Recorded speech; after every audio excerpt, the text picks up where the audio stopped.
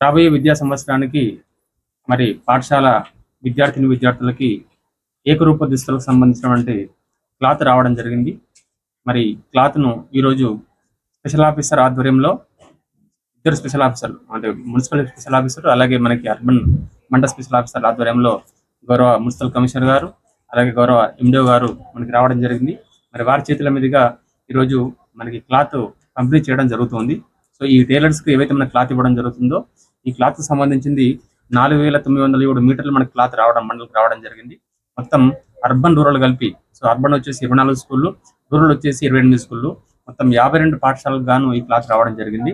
So ఈ క్లాత్‌కి సంబంధించింది వితిన్ ఈ యొక్క హాలిడేస్ పూర్తయ్యేసరికి ఖచ్చితంగా మనకి విద్యార్థులకు ఏకరూప దుస్తులు అందించే రకంగా టైలర్స్ అందరూ కూడా అప్రమత్తం చేసేసి మరి స్టిచ్చింగ్ చేసేసి వాళ్ళకి ఇవ్వాల్సిందిగా ఈ సందర్భంగా రిక్వెస్ట్ చేయడం జరుగుతుంది. అలాగే అధికారులు కూడా మరి వారి సంబంధించినటువంటి ఐకేపీ వాళ్ళకి కానీ అలాగే విప్లవం వాళ్ళకి కానీ ఆదేశాలు ఇవ్వడం జరిగింది. కాబట్టి అందరూ కూడా సకాలంలో మరి నాణ్యంగా దుస్తులు కుట్టి చేసి మరి పిల్లలకు అందించాల్సింది ఈ సందర్భంగా రిక్వెస్ట్ చేస్తున్నాం.